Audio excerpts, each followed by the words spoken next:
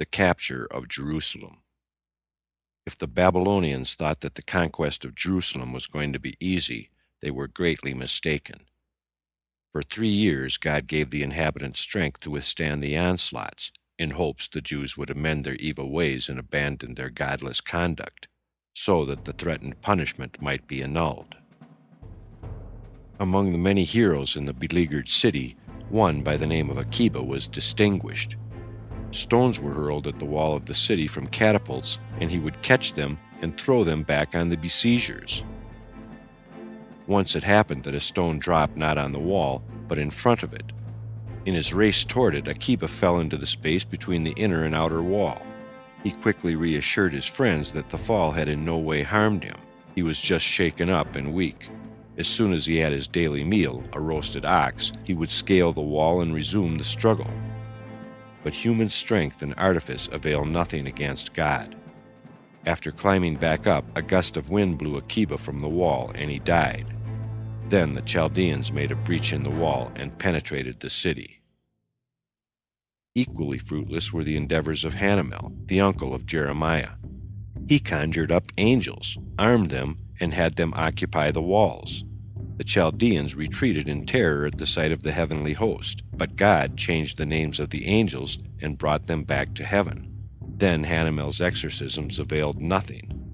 When he called the angel of the water, for instance, the response came from the angel of fire, who bore the former name of his companion. Then Hanamel resorted to the extreme measure of summoning the prince of the world, who raised Jerusalem high up in the air. But God threw the city down again, and the enemy entered unhindered. Nevertheless, the capture of the city would not have been accomplished if Jeremiah had been present. His deeds were like a firm pillar for the city, and his prayers as a stone wall. Therefore, God sent the prophet out of the city on an errand. He was sent to his native place, Anathoth, to take possession of a field, his by right of inheritance. Jeremiah rejoiced. He took this as a sign that God would be gracious to Judah, or else he would not have commanded him to take possession of a piece of land. Scarcely had the prophet left Jerusalem when an angel descended on the wall of the city and caused a breach to appear, at the same time crying out, "Let the enemy come and enter the house, for the master of the house is no longer here. But let no man boast and say he has vanquished the city, for it is a conquered city you conquered, and a dead people you have killed." The enemy rushed in and ascended the Temple Mount, and on the spot where King Solomon had been in the habit of sitting with the elders, the Chaldeans now plotted how to reduce the temple to ashes. During their sinister deliberations, they beheld 4 angels, each with a flaming torch in his hand, descending and setting fire to the 4 corners of the temple. The high priest, seeing the flames shoot up, cast the keys of the temple heavenward, saying, "Here are the keys of your house. It seems I am an untrustworthy custodian." And as he turned, he was seized by the enemy and slaughtered in the very place on which he had offered the daily sacrifice. With him perished his daughter, her blood mingling with her father's. The priests and Levites threw themselves into the flames with their harps and trumpets, and, to escape the violence feared from the licentious Chaldeans, the virgins who wove the curtains for the sanctuary followed their example. Still more horrible was the carnage caused among the people by Nebuzaradan, spurred on by the blood of the murdered prophet Zechariah seething on the floor of the temple. At first, the Jews tried to conceal the true story connected with the blood, but at length they had to confess that it was the blood of a prophet who had prophesied the destruction of the temple, and for his honesty had been killed by the people.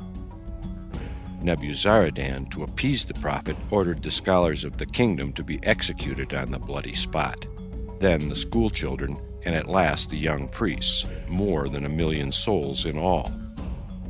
But the blood of the prophet went on seething and reeking until Nebuzaradan shouted out, "Zechariah, Zechariah, the good in Israel have been slaughtered. Do you want the destruction of the whole people?" Then the blood stopped seething. Nebuzaradan was startled by the thought that if the Jews, who had a single life on their conscience, were made to atone so cruelly, what would be his own fate? He left Nebuchadnezzar and became a Jewish convert. The Great Lament. On his return from Anathoth, Jeremiah saw at a distance smoke curling up from the Temple Mount, and his spirit was joyful. He thought the Jews had repented of their sins and were bringing incense offerings. Once within the city walls, he knew the truth. The temple had fallen prey to the fire. Overwhelmed by grief, he cried out, "O Lord, you enticed me out of the city, and I permitted myself to be enticed. You sent me forth out of your house so you could destroy it." God himself was deeply moved by the destruction of the temple, which he had abandoned so the enemy might destroy it. Accompanied by angels, he visited the ruins and gave vent to his sorrow. "Woe is me on account of my house. Where are my children? Where my priests? Where my beloved? But what could I do for you? I warned you, yet you would not mend your ways." God then said to Jeremiah, "Today I am like a man who has an only son. He prepares the marriage canopy for him, and his beloved son dies under it. You seem to feel little sympathy with me and my children. Go, summon Abraham, Isaac, Jacob, and Moses, for they know how to grieve." "Lord of the world," replied Jeremiah, "I know not where Moses is buried." "Stand on the banks of the Jordan," said God, "and cry out, 'Son of Amram, arise and see how wolves have devoured your sheep.'" Jeremiah went to the double cave and spoke to the patriarchs. "Arise, you are to appear before God."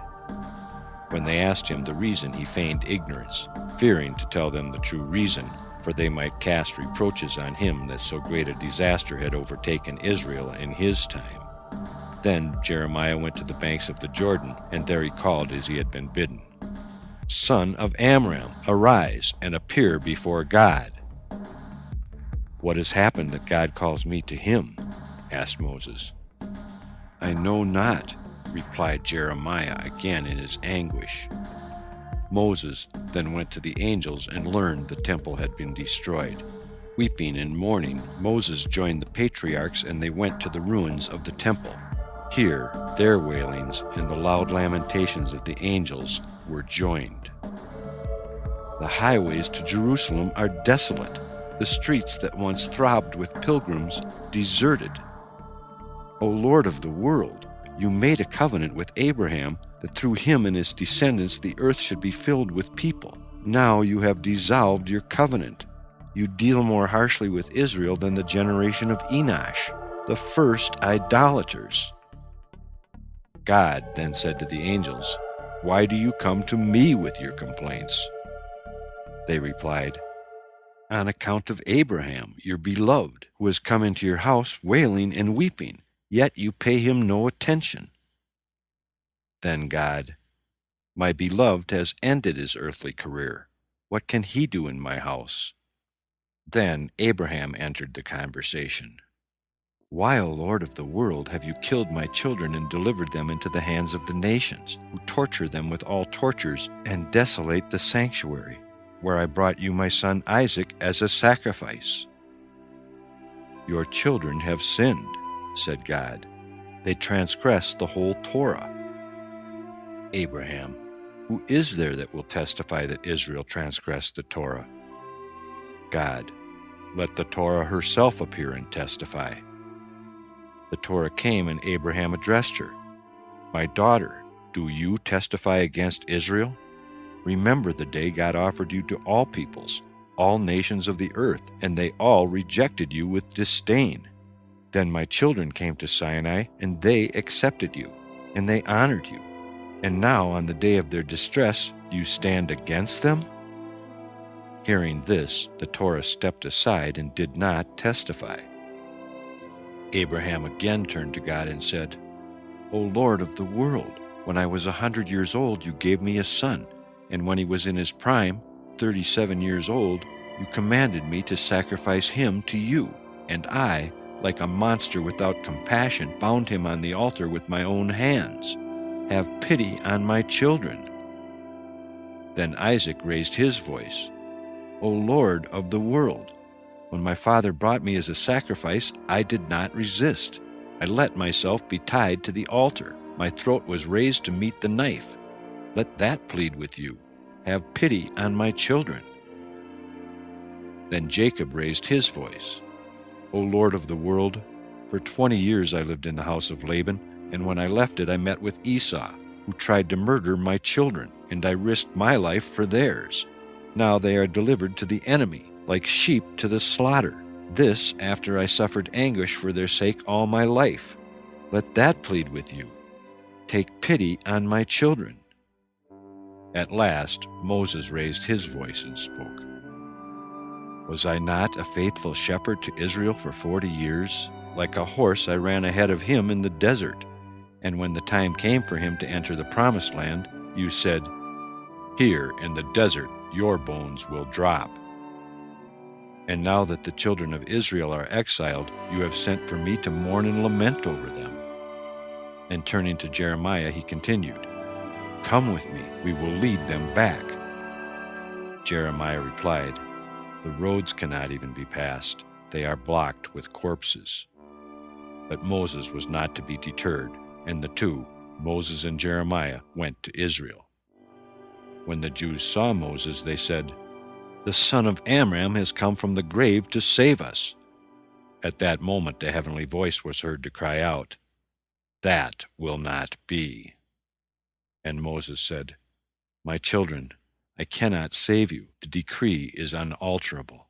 May God redeem you speedily." And he departed. The children of Israel again raised their voices in lamentations. The sound of their grief pierced to the very heavens. Moses then returned to the fathers and reported the dire sufferings the exiled Jews were exposed to, and they all broke out into woe-begone weeping. Then Moses uttered a last complaint. "O Lord of the world, you wrote in the Torah, 'Whether it be cow or sheep, do not kill it and their young together in one day.' How many mothers have they slaughtered with their children today, and you are silent?" Then, with the suddenness of a flash, Rachel, our mother, stood before the Holy One. Blessed be He. "Lord of the world," she said, "you know how overwhelmingly Jacob loved me, and when I observed that my father was to put Leah in my place, I gave Jacob secret signs that the plan of my father might fail. But then I repented, and to spare my sister mortification, I disclosed the signs to her. More than this, you know, I myself was in the bridal chamber, and when Jacob spoke with Leah, I replied, so her voice would not betray her. I, a woman, a creature of flesh and blood, was not jealous of my rival. You, eternal and merciful Father, why were you jealous of the idols, empty vanities? Why have you driven out my children, killed them with swords, and left them at the mercy of their enemies?" Then the compassion of the supreme God was awakened, and he said, "For your sake, Rachel, I will lead the children of Israel back to their land." Jeremiah's journey to Babylon. When Nebuchadnezzar dispatched his general Nebuzaradan to capture Jerusalem, he gave him 3 instructions regarding the mild treatment of Jeremiah. Take him and do him no harm. At the same time, he was to use much cruelty towards the rest of the people. But Jeremiah wanted to share the fate of his suffering brethren. When he saw a number of youths in the pillory, he put his own head into it. But Nebuzaradan pulled him out. Jeremiah then saw a group of old men clapped in irons, and he joined them to share their disgrace. Again, Nebuzaradan released him. Finally, Nebuzaradan said to Jeremiah, "You seem to be 3 things in one. You are a prophesier of false things, you do not care about suffering, and you are a shedder of blood. A prophesier of false things, because for many years you prophesied the downfall of the city. And now, when your prophecy comes true, you sorrow and mourn. You don't care about suffering, for I do you no harm, yet you voluntarily enter what is harmful, as if to say, I am indifferent to pain. A shedder of blood, For the king told me to take care of you, but you insist on entering pain. If the king hears of your misfortune, he may put me to death and shed my blood." At first, Jeremiah refused the offer to let him stay in Palestine. He joined the captives going to Babylon, along the highway streaming with blood and corpses. When they arrived at the borders of the Holy Land, they all, the prophet and people, broke out into loud wails, and Jeremiah said, "All this has befallen because you would not hear the words of my prophecy." Jeremiah went on with them until they came to the banks of the Euphrates. Then God spoke to the prophet, "Jeremiah, if you remain here, I will go with them. But if you go with them, I will remain here." Jeremiah replied, "Lord of the world, if I go with them, what good is it? Only if you go with them can they survive." When the captives saw Jeremiah getting ready to return to Palestine, they began to weep and cry, "Jeremiah, will you too abandon us?" Jeremiah, "As heaven and earth are my witnesses, if you had wept in repentance just once, this would not have happened." The return journey for the prophet was beset with terrors. Corpses lay everywhere, and Jeremiah gathered up all the cut-off fingers that lay about. He held them to his heart, kissed them, and wrapped them in his coat, saying, "I told you, my children, give glory to the Lord before he brings darkness, before your feet stumble on the dark mountains." Dejected and oppressed by his grief, Jeremiah saw the fulfillment of his prophecy against the provocative maidens of Jerusalem, who had pursued only the pleasures and enjoyments of the world. How often had the prophet admonished them to do penance and lead a God-fearing life? In vain. Whenever he threatened them with the destruction of Jerusalem, they said, "Why should we be concerned about it? A prince will take me to wife," said one. The other, "A prefect will marry me."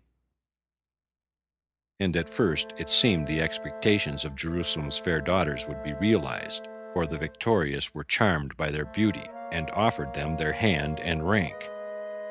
But God sent disfiguring and repulsive diseases on the women, and the Babylonians cast them off, threw them violently out of their chariots, and ruthlessly drove over their bodies. Transportation of the captives.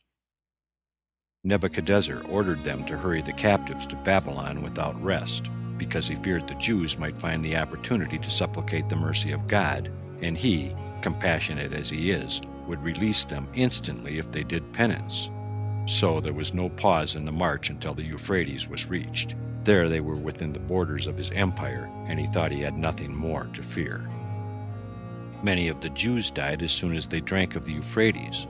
In their native land they had been accustomed to the water drawn from springs and wells. Mourning over their dead, they sat on the banks of the river, while Nebuchadnezzar and his princes on their vessels celebrated their victory amid song and music. The king noticed that the princes of Judah, though they were in chains, bore no load on their shoulders. So he called to his servants, "Have you no load for these?" So they took the parchment scrolls of the law, tore them in pieces, made sacks of them, and filled them with sand. These they loaded on the backs of the Jewish princes. At the sight of this disgrace, all Israel broke down into loud weeping. The voice of their sorrow pierced the very heavens, and God determined to turn the world once more into chaos, for he remembered that the world was created only for the sake of Israel. The angel spoke before God, "O Lord of the world, the universe is yours. Is it not enough you have destroyed your earthly house? Will you destroy your heavenly house too?" God, restraining them, said, "Do you think that I am a creature of flesh and blood and stand in need of consolation? Do I not know the beginning and end of all things? Go rather and remove their burdens from the princes of Judah." Aided by God, the angels descended, and they carried the loads put on the captives until they reached Babylon. On their way, they passed the city of Bari. The inhabitants there were astonished at the cruelty of Nebuchadnezzar, who made the captives march naked. So the people of Bari stripped their slaves and presented them to Nebuchadnezzar. When the king expressed his astonishment, they said, "We thought you were pleased with naked men." The king at once ordered the Jews to be clothed. The reward for the Bariites was that God endowed them with beauty and irresistible grace forever. The compassionate Bariites did not find many imitators. The very opposite was displayed by the Ammonites, Moabites, Edomites, and Arabs. Despite their close kinship with Israel, their conduct towards the Jews was dictated by cruelty. The two first mentioned, the Ammonites and the Moabites, when they heard the prophet foretell the destruction of Jerusalem, hurried without a moment's delay to report it to Nebuchadnezzar and urged him to attack Jerusalem. The scruples of the Babylonian king, who feared God, expressed all the reasons he had against combat with Israel, but these they refuted, and finally they induced him to act as they wanted. At the capture of the city, while all nations were seeking loot, the Ammonites and the Moabites threw themselves into the temple to seize the scroll of the law, mocking the clause against their entering the assembly of the Lord, even to the 10th generation. To disgrace the faith of Israel, they took the cherubim from the Holy of Holies and dragged them through the streets, crying out, "Behold these sacred things of Israel, who say they have no idols." The Edomites were still more hostile. In the hour of Israel's need, they went to Jerusalem with Nebuchadnezzar, but they kept themselves at a distance from the city to await the outcome of the battle between the Jews and Babylonians. If the Jews had been victorious, they would have pretended they had come to their aid. When Nebuchadnezzar's victory became known, they showed their true feelings. Those who escaped the sword of the Babylonians were slaughtered by the hand of the Edomites. But in fiendish cunning, these nations were surpassed by the Ishmaelites. 80,000 young priests of Jerusalem, each with a golden shield on his breast, succeeded in making their way through the ranks of Nebuchadnezzar and reached the Ishmaelites. They asked for water to drink. The reply was, "First eat, and then you may drink," at the same time handing them salted food. Their thirst was increased, and the Ishmaelites gave them leather bags filled with nothing but air. When they raised them to their mouths, the air blew into their bodies, and they fell dead in agony. Other Arab tribes showed their hostility openly. They put 80,000 archers at the disposal of Nebuchadnezzar. The sons of Moses. If Nebuchadnezzar thought that once he had the Jews in his territory they were in his power forever, he was greatly mistaken. It was on the very banks of the Euphrates that he suffered the loss of a number of his captives. When they reached the banks of the river, the Jews could no longer contain their grief, and they broke out into tears and bitter lamentations. Nebuchadnezzar told them to be silent, and as though to make his orders all the harder, he called on the Levites, the minstrels of the temple, to sing the songs of Zion for the entertainment of his guests at a banquet. The Levites consulted with one another. Not enough that the temple lies in ashes because of our sins. Should we add to our sins by making music from the strings of our holy harps in honor of these dwarfs? And they determined to resist.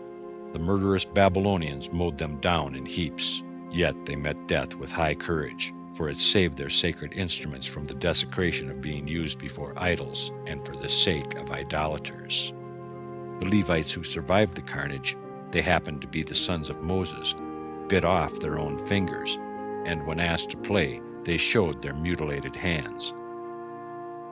At nightfall, a cloud descended over these sons of Moses and all who belonged to them. They were hidden from their enemies, while their own way was illuminated by a pillar of fire. The cloud and the pillar vanished at daybreak, and the sons of Moses looked out on a tract of land bordered by the sea on 3 sides. For their complete protection, God made the river Sambation to flow on the 4th side. This river is full of sand and stones, and on the 6 working days of the week they tumble over each other with such vehemence that the crash and roar are heard far and wide. But on the Sabbath the river subsides into quiet. As a guard against trespassers on the Sabbaths, a column of cloud stretches the whole length of the river, and no one can approach the Sambation within 3 miles.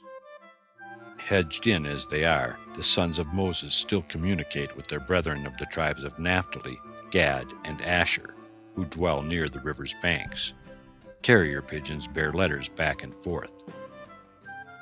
In the land of the sons of Moses, there are none but clean animals, and in every respect the inhabitants lead a holy and pure life, worthy of their ancestor Moses. They never use an oath, and if it does happen that an oath escapes the lips of one of them, he is at once reminded of the divine punishment connected with his act. His children will die at a tender age. The sons of Moses live peaceably and enjoy prosperity as equals through their common Jewish faith. They have need of neither prince nor judge, for they have nothing to do with strife and litigation. Each works for the welfare of the community and takes from the common store only what will satisfy his needs. Their houses are built of equal height, that no one deems himself above his neighbor, and that the fresh air is not hindered from refreshing all alike. Even at night their doors stand wide open, for they have nothing to fear from thieves, nor are wild animals known in their land. They all attain a good old age. A son never dies before a father. When a death occurs, there is rejoicing, because the departed is known to have entered life everlasting. The birth of a child, on the other hand, calls forth mourning, for who can tell if the being coming into the world will be pious and faithful? The dead are buried near the doors of their own houses, in order that their survivors in all their comings and goings may be reminded of their own end. Disease is unknown among them, for they never sin, and sickness is sent only to remind them to remain pious. Ebed-melech. The sons of Moses were not the only ones to escape the heavy hand of Nebuchadnezzar. Still more miraculous was the deliverance of the pious Ethiopian, Ebed-melech, from the hands of the Babylonians. He was saved as a reward for rescuing Jeremiah when the prophet's life was jeopardized. On the day before the destruction of the temple, shortly before the enemy forced his way into the city, the Ethiopian was sent by the prophet Jeremiah, acting under divine instruction, to a certain place in front of the gates of the city, to pass out refreshments to the poor. Ebed-melech reached the spot, but the heat was so intense that he fell asleep under a tree, and there he slept for 66 years. When he woke up, the figs he had meant to give to the poor were still fresh and juicy, but all the surroundings had so changed that he could not make out where he was. His confusion increased when he entered the city to seek Jeremiah, and found nothing as it had been. He found an old man and asked him the name of the place. When he was told it was Jerusalem, Ebed-melech cried out in amazement, "Where is Jeremiah? Where is Baruch? And where are all the people?" The old man was not a little astonished at these questions. How was it possible that one who had known Jeremiah and Jerusalem could be ignorant of the events that had passed 60 years before? In brief words, he told Ebed-melech of the destruction of the temple and of the captivity of the people. But what he said, Ebed-melech found hard to believe. Finally, he realized that God had performed a great miracle for him. He had been spared the sight of Israel's destruction.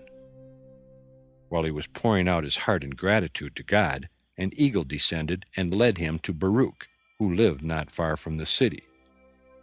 Then Baruch received the command from God to write Jeremiah, that the people should separate the strangers from among them, and then God would lead them back to Jerusalem. The letter written by Baruch, and some of the figs that had retained their freshness for 66 years, were carried to Babylon by an eagle, who told Baruch he had been sent to serve as a messenger. The eagle set out on his journey. His first stopping place was a dreary spot where he knew Jeremiah and the people would come to. It was the burial place of the Jews which Nebuchadnezzar had given the prophet. When the eagle saw Jeremiah and the people approach with a funeral train, he cried out, "I have a message for you, Jeremiah. Let all the people draw near to receive the good tidings." As a sign that his mission was true, the eagle touched the corpse and it came to life. Amidst tears, all the people cried to Jeremiah, "Save us! What must we do to return to our land?" After the prophet had sent the Babylonian women away, he returned to Jerusalem with the people.